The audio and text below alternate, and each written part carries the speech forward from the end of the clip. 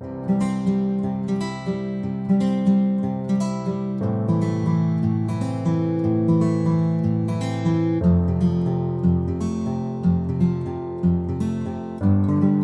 everyone, welcome to today's session. Today we are going to see question and answers from oral anatomy. So moving on to question number 1. In Palmer notation, the teeth number 3 refers to, they've given us 4 options: central incisor, lateral incisor, canine and first molar. The answer is canine. So let's see the Palmer notation chart.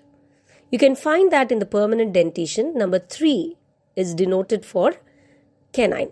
Moving on to question number 2. The teeth that is present in a 1-year-old child are incisors in canine, incisors in first molar, incisors in molar, and canine and molar. The answer is incisors and first molar. When you look at the chart, you can find that the incisors and the first molars have erupted by the time the child has attained 1 year. So moving on to question number 3. The last succedaneous tooth to erupt is, they've given 4 options: maxillary canine, maxillary first premolar, mandibular canine, and mandibular first premolar. The answer to this question is maxillary canine. So let's look at the picture. You can find that in the time of eruption of the maxillary canine is around 11 to 12 years, which means at 11 to 12 years, the primary dentition, the primary tooth has shed, and the permanent dentition, that is the canine, has erupted. So the answer to the question, the last succedaneous tooth to erupt is the maxillary canine. And if you see what is the first tooth in order to erupt is the mandibular central incisor. So the mandibular central is the first succedaneous tooth to erupt, and the maxillary canine is the last succedaneous tooth to erupt. And at the same time, premolars are the only succedaneous teeth having a different name than their deciduous counterpart. So we should have that also in mind. Moving on to question number 4.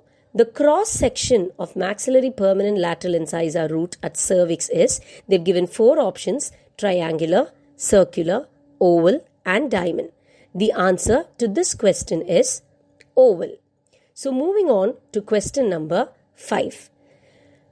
The gubernacular cord guide the eruption of, they've given 4 options: permanent teeth, primary teeth, both, and none. The answer to this question is permanent teeth. So what is this gubernacular cord? This gubernacular cord is located in the gubernacular canal. This actually links the tooth follicle to the overlying gingiva. This can be identified in the alveolar lesion of the lingual or the palatal surface of the deciduous teeth. So moving on to question number 6. The last deciduous tooth to erupt is, they've given 4 options: A, D, C, and E. The answer to this question is E. So moving on to question number 7. Resorption of incisor canine during shedding occur in the apical and lingual direction, in apical and buccal direction. It depends on the root angulation, or it is not specific. The answer to this question is in apical and lingual direction.